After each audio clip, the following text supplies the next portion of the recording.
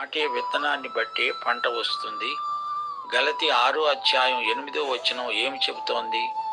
తన శరీరేచ్ఛను బట్టి విత్తేవాడు తన శరీరము నుండి క్షయమనే పంట కోస్తాడు. ఆత్మను బట్టి విత్తేవాడు ఆత్మ నుండి నిత్య జీవమనే పంట కోస్తాడు. దావీదు శరీరేచ్ఛను బట్టి విత్తినప్పుడు పంట కూడా అలాంటిదే లభించింది. పాపమనే దుష్టశక్తిని అంత తేలికగా తీసుకోకండి. ఇష్టం వచ్చినట్లు పాపం చేసేది, యేసు రక్తమే జయం అని 4 సార్లు అనేది అంతటితో అయిపోయింది అనుకుంటున్నారా? దేవుని బిడ్డలు పాపం చేసినప్పుడు వారి ఆధ్యాత్మిక జీవితానికి ఎంతో నష్టం వాటిల్లుతుంది. నీ రక్షణ పోదు నిజమే, కానీ క్రైస్తవుడు చేసే ప్రతి పాపానికి అతనికి గాయమవటమే కాదు, తండ్రి హృదయాన్ని కూడా ఎంతో గాయపరిచిన వాడవుతున్నాడు. దేవుడు దావీదుతో అన్నాడు, నీ మూలకంగా నా పేరు శత్రువుల మధ్య దూషించబడుతున్నది. నిన్ను క్రమశిక్షణలో పెట్టవలసిందే. కోడి గుడ్లు పెట్టడానికి ఇంటికి రావలసిందే. ఇప్పుడు 2 సమూయేలు 13 మొదటి నుండి వినండి. దావీదు కుమారుడైన అబ్షాలోముకు తామారు అనే ఒక సుందరవతి అయిన సహోదరి ఉండగా, దావీదు కుమారుడైన అమ్నోను ఆమెను మోహించాడు. అబ్షాలోము తామారు వీరిద్దరికీ తల్లి తండ్రి ఒకరే, కాని అమ్నోను వేరే తల్లికి పుట్టినవాడు. తామారు కన్య అయినందున ఆమెకు ఏమి చేయాలన్నా దుర్లభమని అమ్నోను గ్రహించి చింతాక్రాంతుడై తన చెల్లెలైన తామారును బట్టి చిక్కిపోయాడు. అమ్నోనుకు మిత్రుడొకడున్నాడు. అతడు దావీదు సహోదరుడైన షిమ్యా కుమారుడు. అతని పేరు యెహోనాదాబు. ఈ యెహోనాదాబు బహు కపటము గలవాడు. అతడు అమ్నోనుతో అన్నాడు, రాజకుమారుడవైన నీవు నానాటికి చిక్కిపోవటానికి హేతువేమిటి? సంగతి నాకు తెలియజెప్పవా? అమ్నోను అన్నాడు, నా తమ్ముడైన అబ్షాలోము సహోదరి అయిన తామారును నేను మోహించి ఉన్నాను. అమ్నోను విరహంలో పడిపోయాడు. తామారు మీద మరులుకొని ఉన్నాడు. అన్నం తినడం మానేశాడు. నానాటికి చిక్కిపోతున్నాడు. అతని స్నేహితుడు ఇది పసికట్టాడు. తామారు అబ్షాలోము సొంత చెల్లెలు. అమ్నోను అబ్షాలోముకు భయపడ్డాడు. యెహోనాదాబు అన్నాడు, నీవు రోగివైనట్లు వేషం వేసుకొని నీ మంచం మీద పండుకొని ఉండు. నీ తండ్రి నిన్ను చూడడానికి వచ్చినప్పుడు అడుగు, నా చెల్లెలైన తామారు చేత సిద్ధపరచబడిన భోజనము తినాలని ఉంది. ఆమె వచ్చి నేను చూస్తూ ఉండగా భోజనం వండి వడ్డించాలి. దీనికి మీరు అనుమతించాలి. స్నేహితుని సలహా చొప్పున అమ్నోను రోగి వలె నటిస్తూ పడక మీద పండుకొని ఉన్నాడు. అమ్నోను జబ్బు పడ్డాడని చూడ్డానికి రాజు వచ్చాడు. అమ్నోను అడిగాడు, నా చెల్లెలైన తామారు చేతి వంట తినాలని ఉంది. నేను చూస్తూ ఉండగా ఆమె నాకు 2 అప్పాలు చేసి నాకు పెట్టాలి. మీరు దీనికి అనుమతించండి. దావీదు తామారు ఇంటికి వర్తమానం పంపుతూ అన్నాడు, నీ అన్నయ్య అయిన అమ్నోను ఇంటికి వెళ్ళి అతని కోసమై భోజనం సిద్ధం చెయ్యి. ఆ తరువాత ఏమి జరిగిందో మనకు తెలుసు. అమ్నోను తామారును మానభంగం చేశాడు. ఆమె పట్ల అసభ్యంగా ప్రవర్తించాడు. అమ్నోను కామాంధుడు. తామారు అమ్నోను ఇంటికి వచ్చింది. అప్పుడు అతడు పండుకొని ఉన్నాడు. ఆమె పిండి పిసికి అతని ఎదటనే అప్పాలు చేసి కాల్చి వడ్డించింది. అతడు నాకు వద్దన్నాడు. అందరినీ అవతలికి పొమ్మని పంపేశాడు. తామారును గదిలోకి రమ్మన్నాడు. ఆమె గదిలోపలికి అన్న వద్దకు వెళ్ళింది. అతడు ఆమెను పట్టుకున్నాడు. ఆమె అన్నది, అన్నా, నన్ను అవమానపరచవద్దు. ఇట్టి చర్య ఇశ్రాయేలు జాతికే అవమానం. జారకార్యము నీవు చేయకూడదు. నా అవమానము నేనెక్కడ దాచుకునేది? నీవు ఇశ్రాయేలీయులలో దుర్మార్గుడివి అవుతావు. నీకు కావాలంటే రాజుతో మాట్లాడు, నన్ను నీకు ఇస్తాడు. ఆమె ఎంత చెప్పినా అతడు వినలేదు. బలవంతం చేసి అవమానపరిచి ఆమెతో శయనించాడు. 15 అమ్నోను ఈలాగు చేసిన తరువాత ఆమె ఎడల అత్యధికమైన ద్వేషం పుట్టి అది వరకు ఆమెను ప్రేమించినంత కంటే అతడు మరెక్కువగా ఆమెను అసహ్యించుకొని లేచిపో అని ఆమెను ద్వేషంతో వెళ్ళగొట్టాడు. ప్రియ శ్రోతలారా, వింటున్నారా? ఈ నీచ కార్యం దావీదు ఇంటిలో జరిగినందుకు దేవుడు ఎంతో బాధపడ్డాడు. అమ్నోను తామారును తన కామవాంఛకు బలి చేశాడు. ఆమె శీలాన్ని అపవిత్రపరిచాడు. దావీదు కుటుంబానికే అప్రతిష్ఠ తెచ్చిపెట్టాడు. ఆమె అన్నది, నన్ను బయటికి తోసివేయడం వలన నాకు నీవిప్పుడు కీడు చేసిన వాడివయ్యావు. ఎక్కువ కీడు నాకు చెయ్యవద్దు అని వేడుకున్నది. అతడు ఆమె మాట వినిపించుకోలేదు. పనివాడిని పిలిచి ఆజ్ఞాపించాడు, ఈమెను నా వద్ద నుండి వెళ్ళగొట్టి తలుపు ముయ్యండి.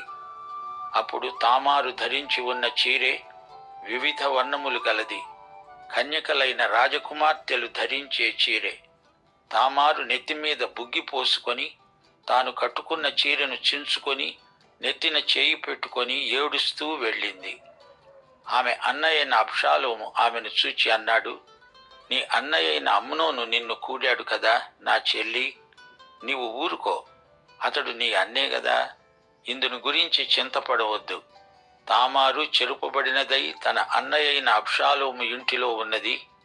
ఈ సంగతి రాజైన దావీదునకు వినపడినప్పుడు బహు రౌద్రుడయ్యాడు. నిజమే, దావీదుకు కోపం వచ్చింది, కాని ఏమీ చేయలేకపోయాడు. దావీదు చేసిన తప్పులకు ప్రతిఫలం తన కుటుంబంలోనే తనకు ప్రాప్తించింది. ఇలాంటి వారు బైబిలులో మరికొందరున్నారు. ఏలీ ప్రధాన యాజకుడు, అతని కుమారులు అవినీతి పరులు, నిర్దేవులు. మతపు ముసుగులో అవాచ్యమైన పనులు చేశారు. సమూయేలును చూడండి. ఏలీ కొడుకులు ఏమైపోయారో సమూయేలుకు తెలుసు. తాను తన కుమారులను అదుపులో పెట్టుకోగలిగాడా అంటే అది లేదు. సమూయేలు కొడుకులలో ఒక్కడూ బుద్ధిమంతుడు కాడు. ఇప్పుడు దావీదును చూడండి. తాను సమూయేలును ఎరుగును. సమూయేలు పిల్లలు ఎలా పాడైపోయారో తెలుసు. తనైనా తన పిల్లలను సరిదిద్దుకోగలిగాడా? అమ్నోను చేసిన పనికి రౌద్రం తెచ్చుకున్నాడు, గాని తాను చేసిన పనేమిటి? అది తలంచుకొని ఏమి చేయలేక నోరు మూసుకొని కూర్చున్నాడు. తన పిల్లలకు ఏమీ చెప్పలేకపోయాడు. పిల్లలకు నీతులు చెప్పి ప్రయోజనం లేదు. నీవు వారికి మాదిరిగా ఉండాలి. దావీదుకు చాలామంది భార్యలున్నారు, ఇంటి నిండా పిల్లలున్నారు. తానేమో మహారాజు, ఎన్నో బాధ్యతలు గల వ్యక్తి. పిల్లలతో సమయం గడపడానికి వీలుండదు, తీరిక చిక్కదు. దైవ సేవకులు చాలామంది కుటుంబాలను నిర్లక్ష్యం చేస్తున్నారు. అందుకే వారి పిల్లలు గడుగ్గాయలుగా తయారవుతారు. నీ కుమార్తెలు కుమారులు ఎదిగే వయస్సులో ఉన్నప్పుడు తండ్రివైన నీవు వారితో ఎక్కువ సమయం గడపాలి. తీరా వయోవృద్ధుడివైన తరువాత తప్పనిసరి అని చెప్పి మనమలతో మనవరాండ్రతో ఉండిపోతావు. సోదరీ సోదరులారా, పిల్లలు చిన్నప్పుడు దేవదూతల్లాగే కనపడతారు. పెరుగుతూ ఉండగా అనేక శోధనల్లో పడిపోతారు. అందుకే సొలొమోను అనుభవంతో చెప్పాడు. సామెతలు 23:13 నీ బాలురను శిక్షించటం మానుకోవద్దు, బెత్తముతో వారిని కొట్టిన ఎడల వారు చావకుందురు. అమ్నోను చేసిన పనికి దావీదు ఎట్టి చర్య తీసుకోలేదు. దానికి ఫలితంగా ఏమి జరిగిందో చూచారా? కుటుంబంలోని అన్ని విధాల సమస్యలు తలెత్తాయి. 22 అబ్షాలోము తన అన్న అయిన అమ్నోనుతో మంచి చెడ్డలు ఏమీ మాట్లాడక ఊరుకున్నాడు. గాని తన సహోదరి అయిన తామారును బలవంతం చేసినందుకు అతని మీద పగపట్టాడు. ఇది దావీదు ఇల్లు, దావీదు కుటుంబం. సహోదరుల మధ్య పగ, మానభంగాలు, హత్యలు. ఏమిటిదంతా? అన్నీ దావీదు ఇంటిలోనే కనపడుతున్నాయే. అబ్షాలోము 2 సంవత్సరాలైన తరువాత రాజకుమారులందరికీ విందు చేశాడు. అది గొర్రెల బొత్సు కత్తిరించే కాలం. ఆ సందర్భంలో అబ్షాలోము రాజు దగ్గరికి వచ్చి మనవి చేశాడు, నీవు నీ సేవకులు విందుకు రావాలని ఆహ్వానించాడు. రాజు అన్నాడు, నా కుమారుడా, నేను రాకూడదు. మేమందరము వస్తే అది నీకు అధిక భారం అవుతుంది. దావీదు తాను వెళ్ళలేదు, అబ్షాలోమును దీవించి పంపాడు. అబ్షాలోము తండ్రిని వేడుకున్నాడు, నీవు రాకపోయినా సరే నా అన్నయ్య అయిన అమ్నోను మాతో రావటానికి సెలవియ్యి. అమ్నోను నీ వద్దకు ఎందుకు రావాలంటున్నావు? తప్పక రావాలి అని అబ్షాలోము బ్రతిమలాడాడు. అమ్నోను తన కుమారులందరూ వెళ్ళవచ్చునని రాజు సెలవిచ్చాడు. 28వ వచనం. అంతలో అబ్షాలోము తన పనివారిని పిలిచి అన్నాడు, నేను ఆజ్ఞ ఇస్తున్నాను, ధైర్యం తెచ్చుకొని పౌరుషం చూపండి. అమ్నోను ద్రాక్షరసం వలన సంతోషి అయి ఉండడము మీరు కనిపెట్టి ఉండండి. అమ్నోనును హతం చేయండి అని నేను మీతో చెప్పినప్పుడు భయపడక అతన్ని చంపండి. 29వ వచనం. అబ్షాలోము ఆజ్ఞ ప్రకారం రాజకుమారులందరూ లేచి తమ కంచరగాడిదలను ఎక్కి పారిపోయారు. దావీదుకు వచ్చిన వార్త, అబ్షాలోము రాజకుమారులనందరినీ హతం చేశాడు. ఈ వార్త విని దావీదు వస్త్రం చించుకొని నేల మీద పడి ఉన్నాడు. సేవకులందరూ తమ వస్త్రాలు చింపుకొని దగ్గరనే నిలిచి ఉన్నారు. యెహోనాదాబు రాజుతో అన్నాడు, నీకు వచ్చిన వార్త నిజం కాదు. రాజకుమారులను ఎవరూ చంపలేదు, అమ్నోను మాత్రమే మరణించాడు. అబ్షాలోము అమ్నోనును చంపాలని తాత్పర్యం కలిగి ఉన్నాడు. రాజా, రాజకుమారులందరూ చనిపోయారని విచారపడవద్దు. అబ్షాలోము ఇంతకు ముందే పారిపోయాడు. కావలి ఉన్న పనివాడు ఎదురు చూస్తున్నప్పుడు తన వెనుక కొండ ప్రక్కన ఉన్న మార్గమున అనేకులు వస్తూ కనపడ్డారు. యెహోనాదాబు అన్నాడు, రాజా, నేను చెప్పాను గదా, రాజకుమారులు బ్రతికే ఉన్నారు. అంతలో రాజకుమారులు వచ్చి బిగ్గరగా ఏడవసాగారు. రాజు అతని సేవకులు ఏడ్చారు. అబ్షాలోము పారిపోయి గెషూరు రాజైన తల్మయి దగ్గర చేరాడు. దావీదు అనుదినము తన కుమారుని కొరకు అంగలారుస్తున్నాడు. అబ్షాలోము తల్లి గెషూరు రాజు కుమార్తె. అందుకే అబ్షాలోము అక్కడికి పారిపోయాడు. గెషూరు రాజు కుమార్తెను దావీదు ఎందుకు పెళ్లాడాడు? ఆమె అన్యురాలు. దావీదు అల్ప విశ్వాసి అయిన సందర్భమది. తాను పారిపోయి అన్యుల మధ్య ఉంటూ అన్యురాలిని పెళ్లాడాడు. ఆమె దావీదుకు 2 పిల్లలను కన్నది, అబ్షాలోము, తామారు. దావీదు తన కొడుకైన అబ్షాలోమును క్రమశిక్షణలో పెట్టలేకపోయాడు. అబ్షాలోము అంకెకు రాకుండా అల్లరి చిల్లరిగా తిరిగాడు. అబ్షాలోముకు తల్లి బుద్ధులే వచ్చాయి. ఆమె పుట్టింటి వారు ఎడారుల్లో తిరిగే జాతి. అబ్షాలోముకు తాను చేసింది తప్పు అనిపించలేదు. అమ్నోను పాపం చేసినప్పుడు దావీదు అప్పుడే కఠిన చర్య తీసుకొని ఉంటే బాగుండేది. అబ్షాలోము పారిపోయి గెషూరుకు వచ్చి అక్కడ 3.5 సంవత్సరాలు ఉన్న తరువాత రాజైన దావీదు అమ్నోను మరణించాడని తెలుసుకున్నవాడై సంతాపం నుండి ఓదార్పు నొందాడు. అబ్షాలోమును పట్టి తేవాలనే ఆలోచన మానేశాడు. తిరిగి అబ్షాలోము మీద మమకారం ఎక్కువైంది. అతని మీద ప్రాణం పెట్టుకున్నాడు. అబ్షాలోములో తండ్రి లక్షణాలు కనపడుతున్నాయి. తన తరువాత అబ్షాలోము రాజు కావాలని దావీదు మనస్సులో ఉంది. అదే ఆలోచన అబ్షాలోములో కూడా ఉన్నది. సోదరీ సోదరులారా, దావీదు జీవితంలో ఎన్నెన్నో అమూల్యమైన పాఠాలు మనము నేర్చుకుంటున్నాము.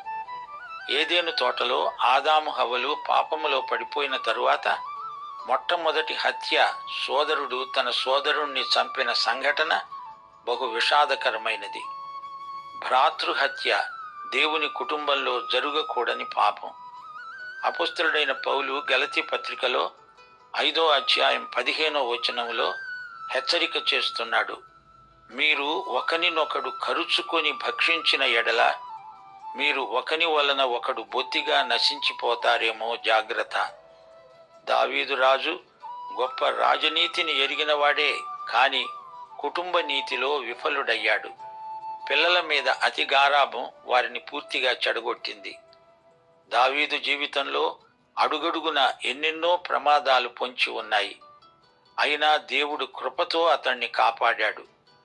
దేవుడంటే భయం, భక్తి ఉన్నాయి, కానీ ఆచరణలో సమన్వయం లోపించింది. తన సొంత కుమారుడు తనకు తిరుగుబాటు చేయడం అతని జీవితంలో గొప్ప విషాదం. దావీదు దేవుని ప్రేమను అనుభవించినవాడు. దేవుని క్రమశిక్షణలో చాలా దెబ్బలు తిన్నవాడు. మా శ్రోతలు గమనించాలి, దావీదులోని బలహీనతలు మనకు మాదిరి కాకూడదు. అతనిలోని భక్తి విశ్వాసాలే మనకు వరవడి కావాలి. విశ్వాస జీవితంలో సమతౌల్యం పాటించాలి. అటు ఇటు చూడకుండా సూటిగా విశ్వాస పథంలో పయనించాలి. దేవుడు మనకిచ్చిన అవకాశాలను పెంపొందించుకోవాలి. అటూ ఇటూ మొగ్గకూడదు. లక్ష్య శుద్ధి ఉండాలి. జీవితంలో ఏమి జరిగినా సరే దేవుని వాక్యాన్ని అనుసరించే నడవాలి. వాక్యానికి దూరంగా నిన్ను పరిగెత్తించడానికి సైతాను ప్రయత్నం చేస్తాడు. మన స్వప్రయత్నాలు ఫలించవు. పరిశుద్ధాత్మ నడుపుదలకు లోబడమే మన విద్యుక్తం. లోకము, శరీరము, సైతాను నీపై ఒత్తిడి తెస్తాయి. నిరాశ నిస్పృహలతో కుప్పకూలిపోవద్దు. దేవుని వాక్యాన్ని అక్షరాలా అనుభవించడమే శ్రేయస్కరం. దేవుని వాగ్దానాలు స్థిరమైనవి. వాటి మీద నిలిచి సైతానుతో పోరాడాలి. దేవుని వాక్య సత్యమే మనల్ని స్వతంత్రులను చేస్తుంది. స్వస్థత గాని, అభివృద్ధి గాని, కుటుంబంలో సమాధానము గాని, విజయం గాని ఆయన వాగ్దానాలను మనం నమ్మినప్పుడే మనకు లభిస్తాయి. దేవుని వాక్యాన్ని గట్టిగా చేపట్టిన వ్యక్తికి అపజయం అంటూ కలగదు. ఎఫెసీ పత్రికలో భక్త పౌలు చేస్తున్న హెచ్చరిక, దేవుడిచ్చే సర్వాంగ కవచం ధరించుకోండి, సమస్తము నెరవేర్చిన వారై నిలవండి. దావీదు జీవితం మనకిదే గుణపాఠం నేర్పుతున్నది. అపవాదిని ఎదిరించాలి. అతడు మన వద్ద నుండి పారిపోయేట్లు చేయాలి. హెబ్రీ పత్రిక 6వ అధ్యాయం 15వ వచనం మీ హృదయాలపై ముద్రించుకోండి. అబ్రహాము దేవుని వాగ్దానమును నమ్మి ఓర్పుతో సహించి వాగ్దాన ఫలం పొందాడు. ముగింపులో మరొక సత్యాన్ని మా శ్రోతలకు పరిచయం చేయగోరుతాము. తల్లిదండ్రుల బలహీనతలే వారి పిల్లల్లో సహజంగా కనపడతాయి. దేవుని కృపను పొందిన వారమై వాటిని త్రోసి రాజనే చర్యకు పూనుకోవాలి. అప్పుడు దేవుని బలాధిక్యము మన బలహీనతలను కప్పివేస్తుంది. క్రైస్తవ తల్లిదండ్రులు వేషధారులు కాకూడదు. దురభిమానంతో తమ పిల్లలను గురించి గొప్పలు చెప్పుకోకూడదు. నీ నిజస్థితిని ఒప్పుకుంటే దేవుడు నిన్ను క్షమిస్తాడు, బలంగా నిన్ను వాడుకుంటాడు.